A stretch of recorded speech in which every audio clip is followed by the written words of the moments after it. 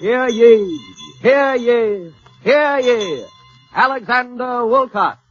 He was the rudest and the kindest man I ever knew. If he was a snob, he was an amiable and genial snob. He was a two-sided person. He could be difficult and rude and unpleasant when something displeased him. And they also know that he could be absolutely enchanting and the greatest fun in the world and one of the kindest men in the world. He was a fat little man with several chins, and he was not handsome. He was ugly. I liked him when he was gay. I liked him when he was melancholy. I even liked him when he was insulting and when I rowed with him. I would gladly forfeit a month or two of life to see him walk in that door right now. The National Broadcasting Company presents a biography in sound, an impression of Alexander Wolcott, created by the voices of those who knew him.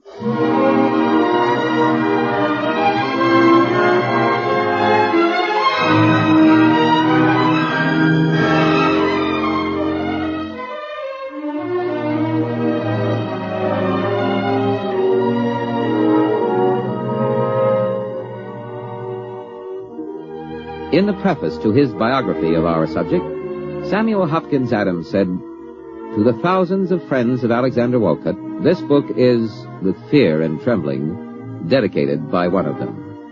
This is Kenneth Banghart echoing those words. Alexander Wolcott was perhaps best known as a literary and dramatic critic, a storyteller, and the town crier of the radio. But he was most of all a person. An individual who was born on a January day in 1887 and who died in January 1943. He had a restless childhood and later on a restless life as his family moved from Phalanx, New Jersey to Kansas City, to Germantown, Pennsylvania, and then back to Phalanx again. He was a chubby, nearsighted boy who spent most of his time reading because he wasn't very good at athletic games. I knew him pretty well. We were good friends through college and ever after. This is Professor Robert Barnes Rudd, Tompkins Professor of English Literature at Hamilton College in Clinton, New York. In 1905, some 50 years ago, Professor Rudd was a classmate of Alexander Wolcott. He was companionable and fun to be with. He was the most individualistic, I think, of that herd that was the class of 1909. There was a regulation garb of corduroy trousers and a turtleneck sweater. And Alec soon adopted that wear and finished it off with a fez that he got somewhere, and some very dirty sneakers, and he really was a sight. I shall never forget that costume. Although fundamentally it was the correct garb, he added the fez and the dirty sneakers as an extra Wolcott touch that was all his own. I think he realized all sorts of things about himself. For instance, his odd appearance, his lack of athletic ability, which was a great sin in the college of my days. And this was a kind, his hard-boiled attitude toward everything, his willingness to attack, I think was a way of squaring himself for those deficiencies that he felt he had. He was the first one of our class to appear in the literary magazine. Freshman year. That was an extraordinary feat, we all thought. And he began to publish little sketches in that magazine very early after he reached the Hill. Alec was a person of countless generosities and kindnesses to all sorts and conditions of people. People that no one ever heard of or would ever hear of. Benefited by his thoughtfulness and his consideration. Alec became a very powerful person the last year and a half in college, not only through his outspoken frankness on all occasions, which people came to dread, but through his writing. He gave a very good tone to the class because he despised cheating or cribbing or things of that sort. It was he and his friend Hawley Truax started the honor system here at college and put it through with a good deal of opposition. Alec had a kind of contempt, a terrible scorn that he didn't hesitate to express for certain kinds of generally accepted cribbing that went on at Hamilton during his underclassmen years. After leaving the college he never forgot, Alexander Wolcott came to New York with the bright hopes and dreams shared by thousands of others every year. The dream of making good in the big city. Well, Alec and I first met when we were on the staff of the New York Times. By the early 20s, our friendship was pretty well established. He was very cantankerous, but was wildly enthusiastic about anything that caught his fancy. This is Jane Grant, who was very much a part of what is now known as the Algonquin set of the 1920s. The brightest young talents in all of the arts had lunch together regularly at the Algonquin Hotel.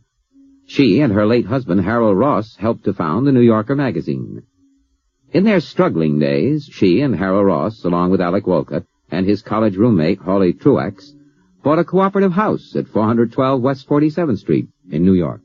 The community dining room, kitchen, and servant quarters were on the first floor.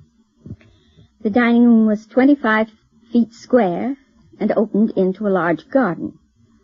This big room not only served for the stream of callers who dropped in for meals, but for gambling. We all of us gambled a great deal.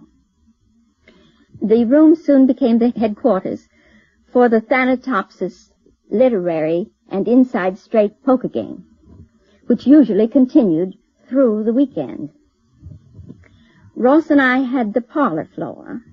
Alec and Hawley had 2 apartments above us, and the top floor was occupied by Kate Ogilvy and Bill Powell, Alec's selections, of course, who, of course, had our entire approval, too. Alec insisted that we have open house, and it certainly was as open a house as you can possibly imagine. We were always prepared for 4 extra dinner guests, ostensibly 1 for each one of us, you see. That rule was pretty elastic, though, for on one Sunday I remember feeding 30 unexpected guests. For Alec, the only time open house did not apply was when we had our housewarming. We refused to permit his supervision of the guest list, so he announced he just wouldn't come at all.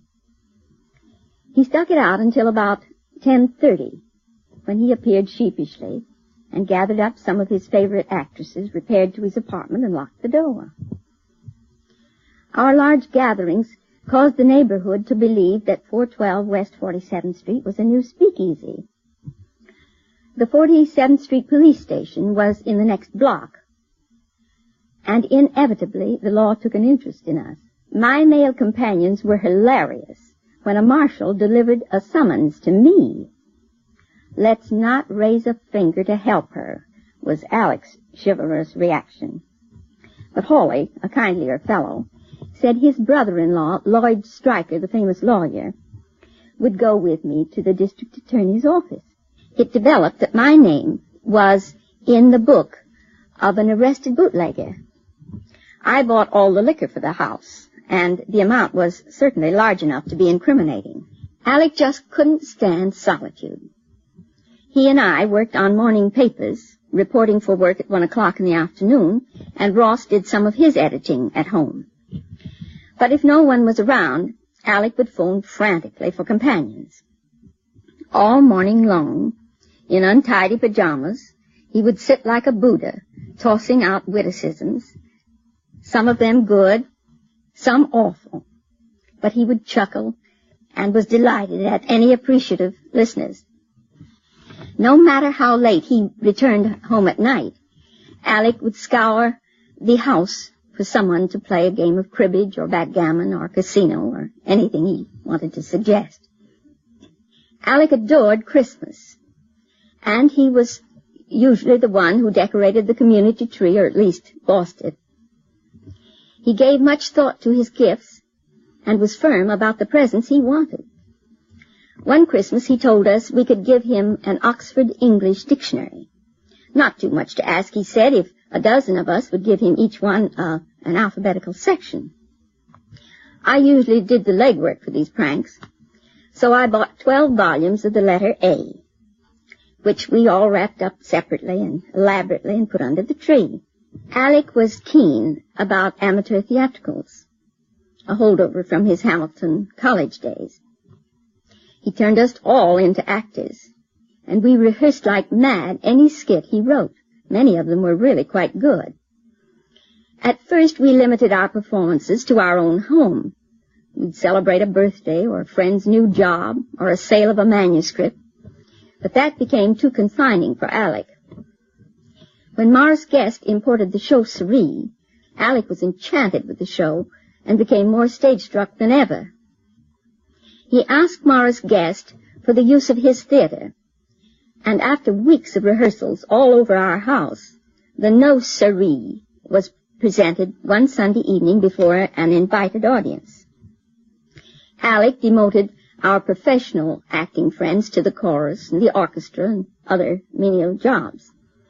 We amateurs played the leading parts in skits or songs done by Haywood Broun, Alice Duer Miller, Bob Sherwood, Nisa MacMean, Arthur Samuels, and of course, Alec.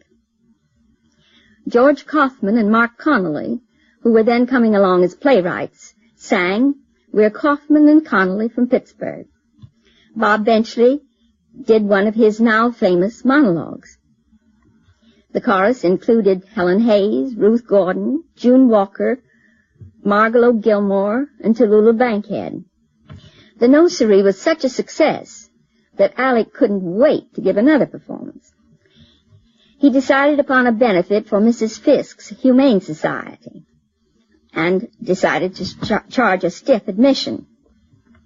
With that added responsibility, Alec became less confident about us amateurs. So he replaced us by professionals. We did the ushering this time. The only exception was a part Alec gave himself in a skit on Henry VIII, which he played with Madge Kennedy. Long after we gave up 412 West 47th Street, we heard the house was haunted. The ghost, a male figure, is said to appear mostly on the second floor back, Alec's living room. I hope he has as much fun there now as we did during those 5 years. During those hectic youthful years that Jane Grant recalls, and the years that followed, Alexander Wolcott became a familiar figure in the New York scene. When he attended first nights as a critic, he wore a flowing cape, an opera hat, a colorful scarf, and strode down the aisles in flopping galoshes. He was a show-off, but he had another side to his nature. I met Alexander Wolcott first during World War I. I was stationed in Nantes, France, and he was a sergeant at a base hospital at the little town of Savonay. Someone asked me down to the hospital for the Thanksgiving dinner the personnel were putting on. It was an amazing celebration for an organization of that kind, and I learned that the motivating force was Alexander Wolcott, a young newspaperman and a dramatic critic who was there. I met him that night. He came and lunched with me in Nantes, and we were friends from that day until he died. I don't think I qualify as having been one of the greatest of his friends, because we always spoke. To be a great friend of Wolcott, you usually had to have a gigantic, gargantuan row with him. He was a desperately unhappy young man as a sergeant at Savonay. He felt that he wasn't doing his part in the war. He hated carrying bedpans as his contribution to the war effort. I remember a sergeant who looked like a very heavy owl.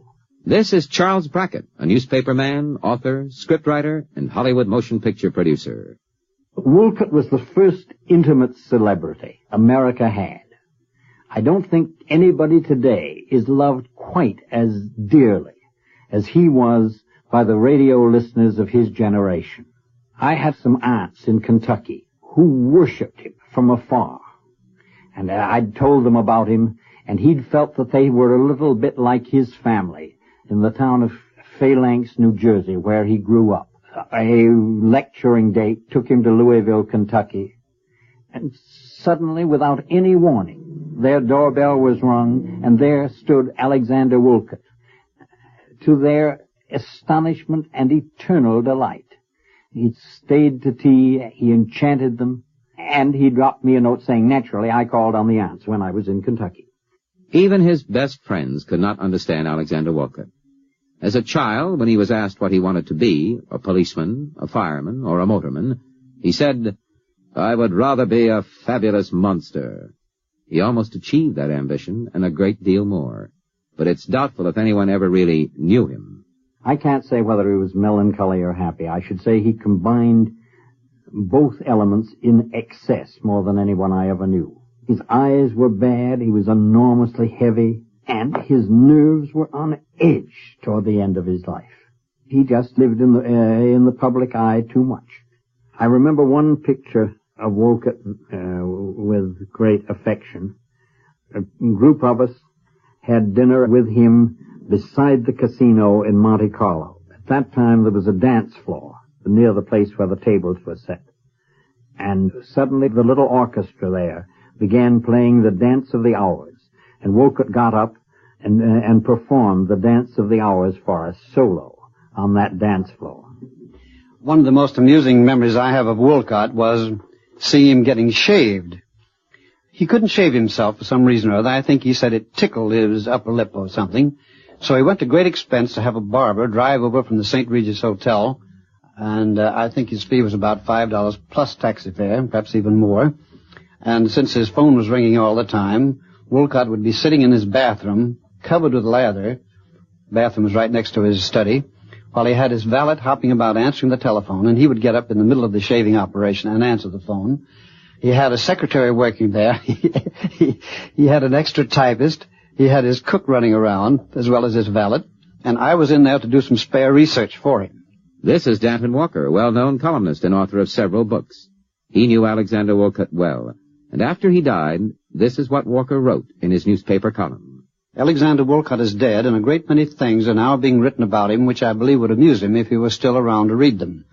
It was to be expected that most of the remarks quoted about him would be the wisecracks of the self-conscious wits of his own circle, and it would be characteristic of Wolcott to sneer at the sentiment and laugh heartily at the jibes. I knew Wolcott rather better than most, and from an entirely different angle, that of a paid employee. It is traditional that no man is a hero to his valet, even less so to his secretary. Yet it was as his secretary for 2 years, back in 1928 and 1929, that I came to know and admire him as a person, respect him as an employer, and regard him with something like awe for his amazing mastery of the English language. It may seem fatuous, I wrote to a friend at that time, to speak of the Dean of American Drama Critics as a case of arrested development, yet this is not as far-fetched as it sounds. In the Alexander Wolcott of today are traces of a little boy, a little fat boy, impish, disagreeable, even obnoxious at times, yet one who creates amusement and manages to win friends. Brought up in the Mauve decade, he is irrevocably stamped with its tastes, its ideals in art, and its sentimentalities. Everything, in fact, but its manners, though he can be surprisingly tactful and courteous when he chooses. Petty, irascible, and unreasonable he certainly is at times, but principally because he sets a standard for himself and expects everyone else to live up to it. His prejudice would furnish a field day for a psychoanalyst. Why, for example, should he so dislike Christmas cards?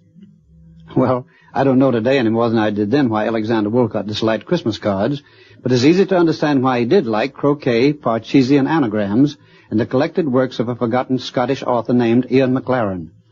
These were the games and books he enjoyed as a child. Yes, Alexander Wolcott was sentimental, and he liked to recall the past. Millions of people of several generations liked to share his sentimentality. This is his voice on a radio program in 1938, echoing back over almost 20 years. Hear ye, hear ye, hear ye, Alexander Wolcott. There are people, this is no longer seriously disputed even in the academic world, there are people who, at uncertain times and for a short distance only, can see into the future.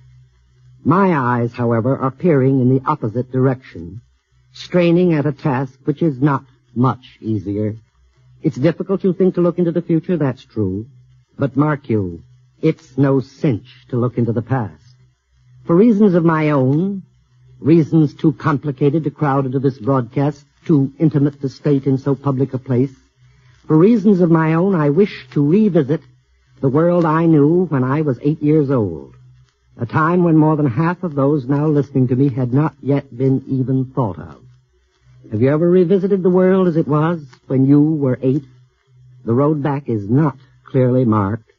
It may take you a long time to get there. You'll have to go alone. So easy to lose the path, and no one can point the way. All I'm willing to do, all I can do, is suggest one method which some have found effective. The year you were 8 years old. Do you recall where you were living then? The town, the street, the house? You do? Very well. Take a quiet hour out of every day in your present life. Shut out the world around you. Close your eyes and go back to that house. Take one room in it. The living room, I should think. Your own, perhaps. Is there a chair in it you remember? Sit in that chair. Look around you. Do you remember where the doors were? The windows? That closet? What was against the wall there? A piano? What hung over it? Can you remember? Try to remember. You can't? Try tomorrow, then. It'll come, bit by bit. As a photographic plate is developed in a dark room, the look, the very smell of that room will emerge from the mists. Then, little by little, sounds will fill the house. You may hear in the hall a long-forgotten voice. Through the chenille portieres will come someone you had not thought of in years. Don't get up. Wait, wait. Is that your mother's step up on the stairs? During that broadcast, Alexander Wolcott went on to recall a certain magazine that was a favorite of his in childhood, Harper's Young People. He recalled it because it brought back memories of the time when he was 8 years old, memories of the year 1895. 1895. All manner of sounds and smells can bring that year back to me, bring me back to it. The whir of a lawnmower, the sound the cable cars used to make, the clop, clop, clop of hoofbeats on asphalt, the smell of syringa, the scent of new-made bread. I'm back in our living room. It's twilight, and from the veranda of the house opposite comes the sound of young folks, voices. Some of them have long been still. What is that they are singing? Oh, yes, I remember. I don't want to play in your yard. I don't like you anymore. You'll be sorry when you see me sliding down our cellar door. You can't holler down our rain barrel. You can't climb our apple tree. I don't want to play in your yard if you won't be good to me. Difficult? Yes. And yet, as Dad and Walker said, no one knows or will know the generous and thoughtful thing he did for friends and certain members of his family, and it is not my place to tell. This is a biography in sound with Kenneth Banghart, an impression of Alexander Wolcott, created by the voices of those who knew him. We'll continue after a pause for station identification. Hear ye, hear ye, hear ye, Alexander Wolcott. This is a biography in sound, an impression of Alexander Wolcott, who called himself a fabulous monster. Regardless of his own epithet for himself, he became famous as a newspaper reporter, a war correspondent, a dramatic critic, a book reviewer, and as the town crier of the air. But 13 years after his death, he is remembered not so much for his accomplishments, but as an individual who insisted on being himself and following his own path. He had many friends that he kept throughout his lifetime. He had many friendships that were broken. He was loved and hated, honored and despised, often by the very same people. All the people who knew Alec knew that he was a two-sided person, that he could be difficult and rude and unpleasant when something displeased him. And they also know that he could be absolutely enchanting and the greatest fun in the world and one of the kindest men in the world. This is Harold Ginsberg, president of the Viking Press. He was Alexander Wolcott's publisher and friend during the years of his greatest success. And maybe nothing stands out as much in my memory as the fact that it was always fun to be with Alec. You never were bored in any circumstances. There was an enthusiasm there and a vigor that he brought to everything he did, which keyed up and brought out the best in most of the people he was with. My own friendship with him went back to the late 20s, when he was spending a crazy summer in the south of France, and the dear old days before the Depression, and he was living with a curious assortment of people in a big villa. There's one episode I remember out of that, a picture that is unforgettable. In those days, as today, dress, to say the least, was informal on the Riviera. And one night late, after Alec had gone to bed, he decided he really wasn't sleepy and would like to go to the casino to do some gambling. He got up out of bed, put a dressing gown and slippers on over his pajamas, and went down to the casino. And he was outraged because they wouldn't let him in. He didn't see why he was dressed any more curiously than most of the other people who were there already. But it was really my publishing relationship with him that was most satisfactory. He was not only the easiest sort of man in the world to do business with. He was modest about his own work. He worked hard at it. He liked it often, but he didn't expect too much from it. When I first published While Rome Burns, he hadn't had much success in the book field. He was only beginning to be a figure of some national renown. And his principal concern was that I shouldn't lose any money. He was very worried that I might be too enthusiastic and might print too many copies or spend too much in advertising the book. Well, of course, that went on to become one of the great sellers of its time. Then, later on, when he decided to do his Wolcott readers, another side of him was shown that was characteristic and not enough known. That was his enormous generosity and enthusiasm for the work of other people that he admired. This was true whether it was writers or actors or singers or anybody. He was a zealous missionary in terms of trying to get his friends and the public to see and hear and read the things that he liked. Many of us thought that his taste was not necessarily the best in the world, but that wasn't important. He was this wonderful enthusiast who, when he liked something, went to work to make other people know about it, went to work to see that the work that he himself admired would get a wide audience, and that all the people he liked, and the public as well, should try it and see whether they didn't agree with him. This was an enormously useful thing to a great many contemporaries. He was responsible for launching or stimulating or enlarging the careers of a great many people in all the fields that engaged his interests. In his own time, Alexander Wolcott became a legend that was dramatized by his friends George Kaufman and Morse Hart in a play called The Man Who Came to Dinner. The central character was called Sheridan Whiteside and was originally played by Monty Woolley. It was a caricature of Wolcott at his worst, meddling, insulting, domineering, but he enjoyed it. Later on, as a matter of fact, he played the part himself in road companies. Thus he achieved his dream of being on the other side of the footlights. But to a degree, he was still Alexander Wolcott. I knew Alexander Wolcott first through some of his friends. He was a gentleman who liked to know the people who were doing things, and he wanted to know my husband when he was in Albany, and he wanted to know him when he was in Washington. And we found that he was one of the very best of friends. Once he knew you and liked you as a friend, it wouldn't make the slightest difference whether you were in Albany or in Washington. But that happened to be, I think, the thing which first made him pay any attention to us. He felt my husband was someone he wanted to know. And so he calmly went about getting to know him.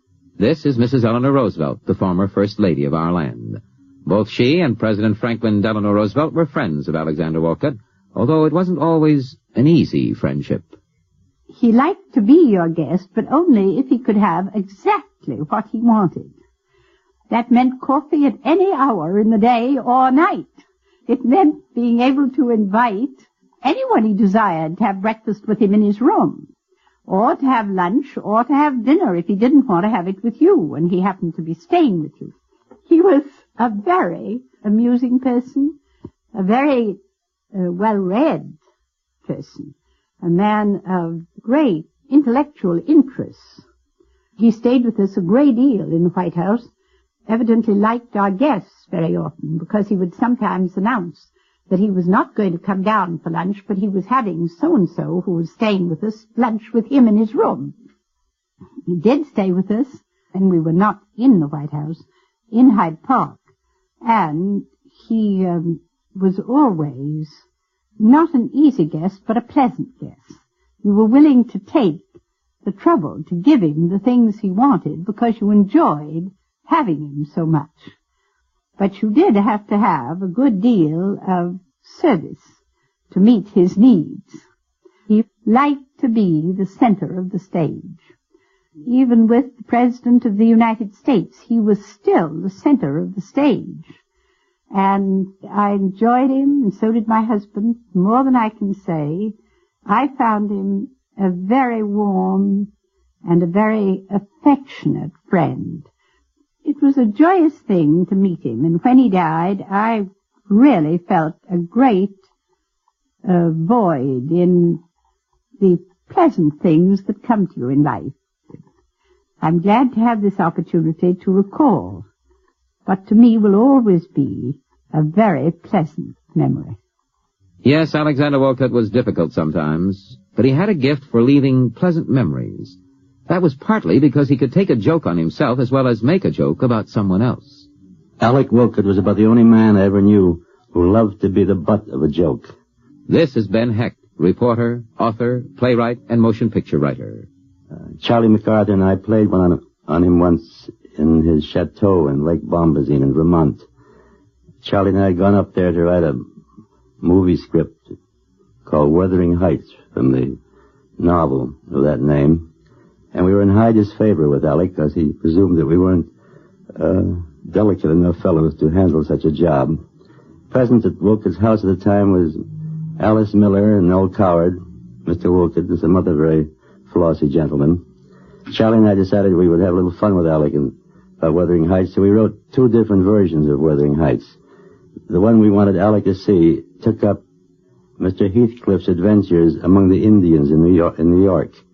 And we wrote about 15 pages of Heathcliff bargaining with the Indians to buy great areas of territory.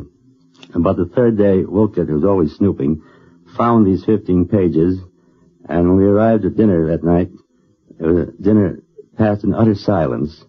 Towards the end of the dinner, Mr. Wolcott suggested we leave the island. He refused to entertain two literary igorotis any further.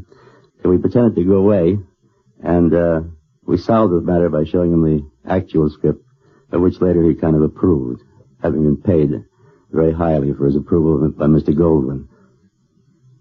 Alec always had a premonition that he was not long for our world, and this made him very bold in discussions of death and disaster that might happen to other people.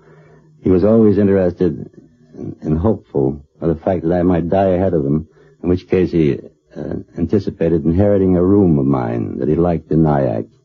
The only letters I ever received from him were solicitous inquiries into my disease, which he fancied was going to carry me off any month.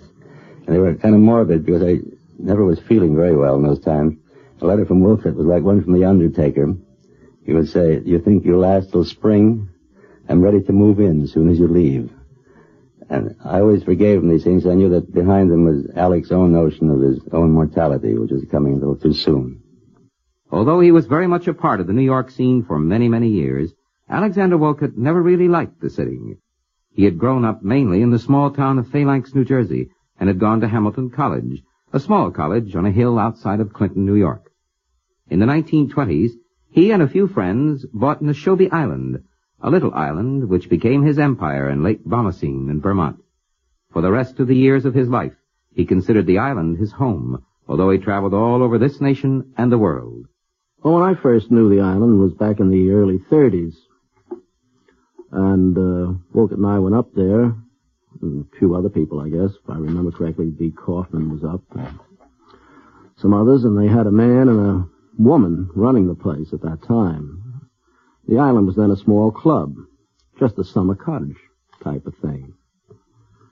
with very primitive furniture, though it did have necessary sanitary facilities, let us say. The place was very simple. It was mostly wooded. It was kept that way. There was a little lawn in front of the place, and that's about all. There was a badminton court on the island, which everyone enjoyed, and of course a dock where they did all the swimming. This is Joseph Hennessy, who was Alexander Wolcott's business manager, friend, and general factotum for many years. The place grew a little bit. Wolcott asked me to take charge of it. I improved it, enlarged it, and we went on, had more people up all the time, and more members that came up and stayed longer, not for a day or two. They stayed for a week or two. The days were devoted to conversation, gaming. People would write books. Alice Dewar Miller wrote a great deal of the White Cliffs of Dover there. Alec was usually the first one to arise in the morning, followed by, if she was there, Alice Dewar Miller, and then the other people would gradually come down any time from 8 until 11 o'clock. There would be breakfast, the papers would be there, mail would be opened, and there would be general conversation for maybe an hour or two, when they would either decide to go for a swim, play croquet. If the weather was nice, wasn't nice rather, why they might play cribbage for an hour or so, and go to reading and that sort of thing. In New York, Alexander Wolcott played poker and other games for high stakes, and he hated to lose. But his favorite sport was croquet, which he played with deathly seriousness, no matter what the prize. Well, the croquet layout was played on the badminton court, which was very rough. It was nothing like old English turf that had been laid down for 500 years. It was a little grass with some clay and stones here and there, and bits of branches, and the usual hazards of sort of a woodland course.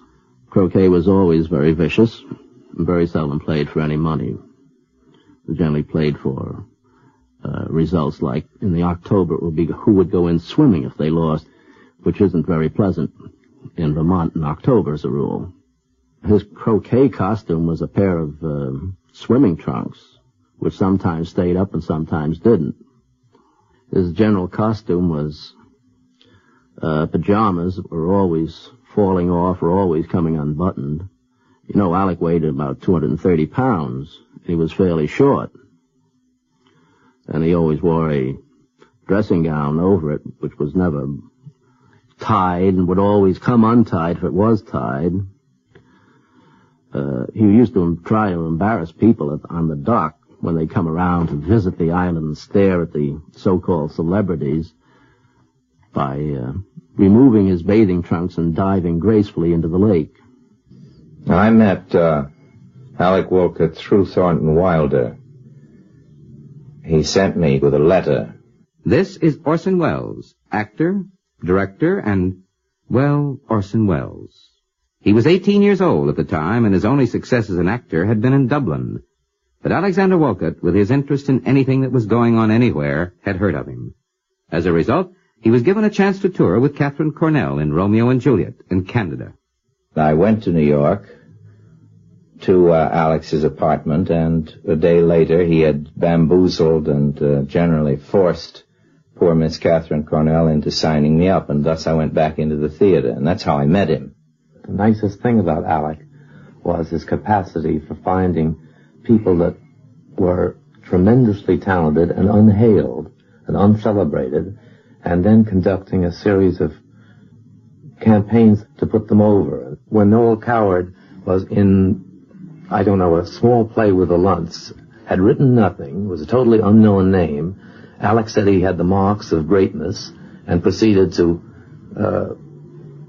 vaccinate Mr. Coward with the same idea, I suppose, because Mr. Coward in this field certainly did become great, and Alec spotted him long before he was celebrated. This is the well-known man in stage and movies, Charles Lederer, talking with Orson Welles as they recall Alexander Wolcott. He had a phrase, too, that I liked. He said that he prided himself in his ability to know the wine without the label. And again, that was true in the case of such wine as the Marx Brothers, who, when they came to New York for the first time, received an endorsement from Alec in the Sunday Times, for which he was then a dramatic critic, saying, "Dancing in the streets, the Marx Brothers are in town." If he was a snob, he was an amiable and genial snob. He liked to be in the company of success, and if the people he loved weren't success, he very soon saw to it that they belonged to the successful world. He's been greatly libeled, I think, in a lot that's been written about him since his death. I think one of the biggest libels is to leave it that he was an egomaniac. Well, anybody who is functions as he did has to be interested in himself, but he was so immensely interested in everybody else, and that's the capacity of his which doesn't come through in a book I'm thinking of and in a few semi-obituary remarks, because he really was tremendously taken up with the world and his friends in it.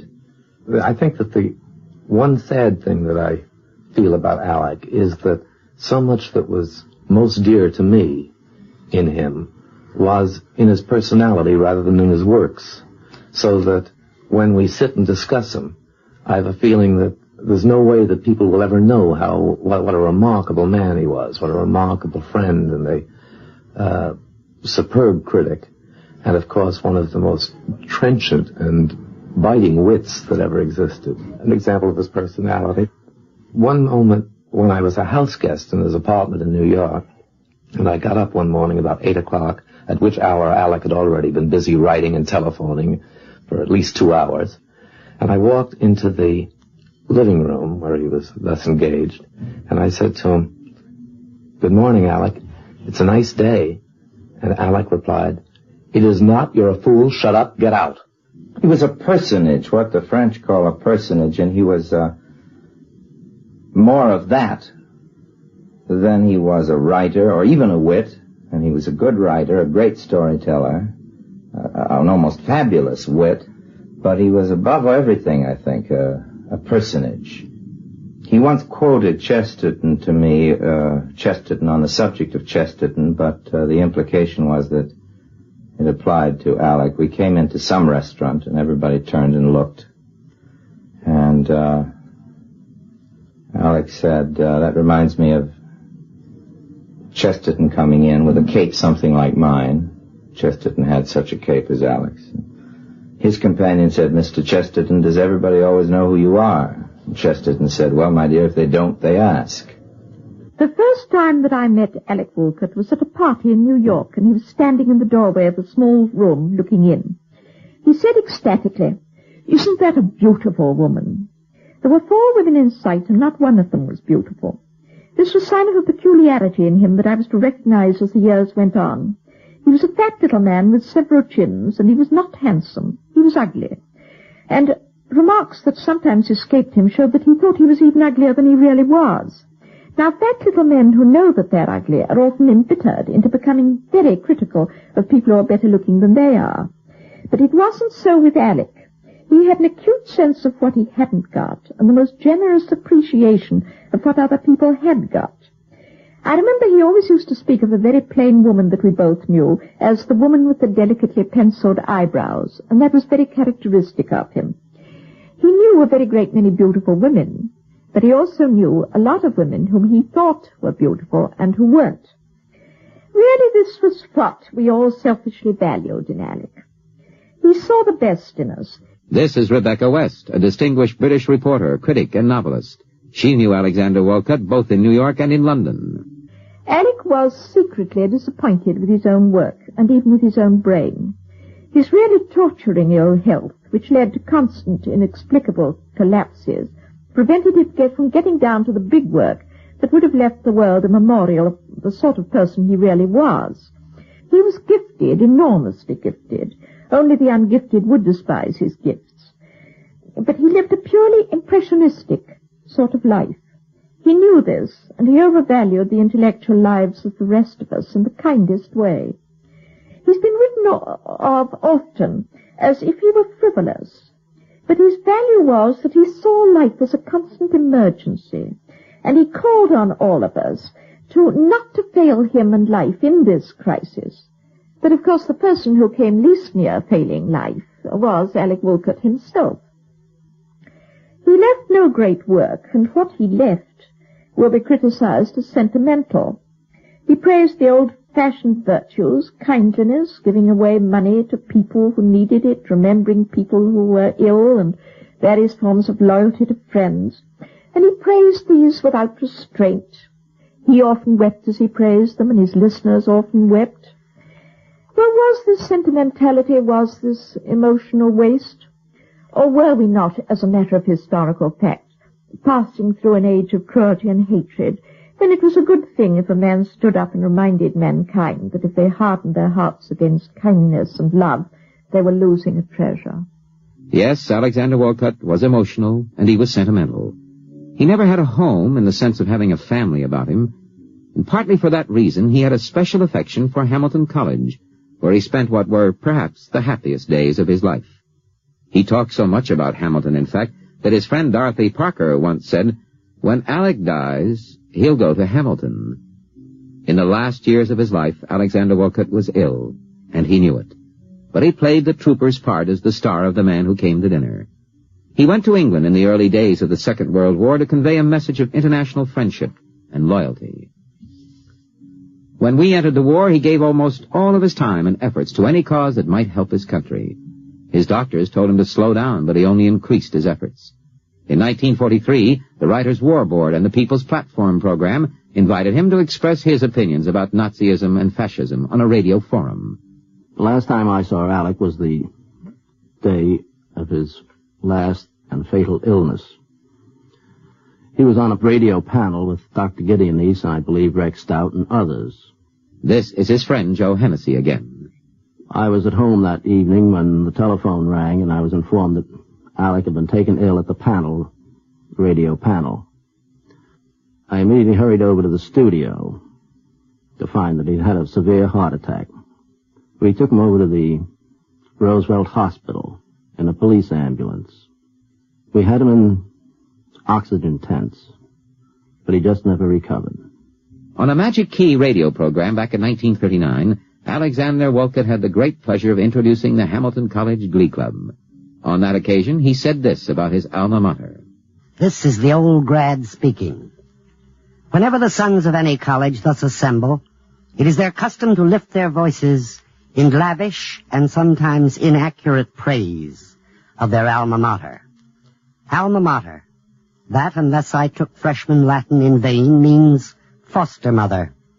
Certainly it has been my custom each year in prefacing this quarter hour of Lenten music to sing the praises of our foster mother, ascribing to her all power and every virtue. It occurs to me now that such boasting is unseemly. I never felt under any mysterious obligation to speak so in public of my own mother. It so happens that never anywhere have I found anyone to love so dearly or admire so much. To others, my mother may have seemed less beautiful than a certain contemporary of hers named Lillian Russell. Intellectually, she fell short of Madame Curie. Poor dear, she was nowhere near so rich as Hetty Green. True, she had great courage and a most hospitable heart. But the point is, she was mine. So it is in this matter of foster mothers. Harvard is, I believe, more famous. Chicago, larger. Columbia has more money. But Hamilton is ours. After his death, Alexander Wolcott's friends recalled his affection for Hamilton College, and they recalled a wish that he had vaguely expressed about returning there, returning to the Hamilton College Cemetery, which he had once referred to as the last dormitory. And so his ashes were buried on the hill that he loved in his youth and throughout his life. On that happy occasion when he spoke to his radio audience about his beloved alma mater, he finished the broadcast this way. Hamilton College has it on its conscience that it has trained many men for public speaking, myself among them. So let us close by merely quoting the best after-dinner speech ever made.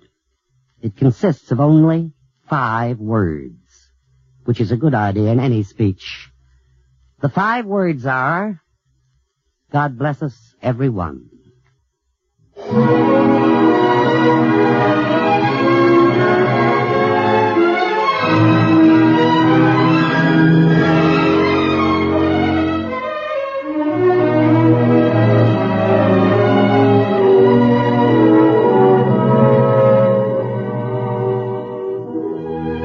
This has been a transcribed biography in sound, an impression of Alexander Wolcott, created by the voices of those who knew him. We would like to thank Professor Robert Barnes Rudd, Jane Grant, Charles Brackett, Danton Walker, Harold Ginsberg, Mrs. Eleanor Roosevelt, Ben Heck, Joseph Hennessy, Orson Welles, Charles Lederer, and Rebecca West for their helpfulness.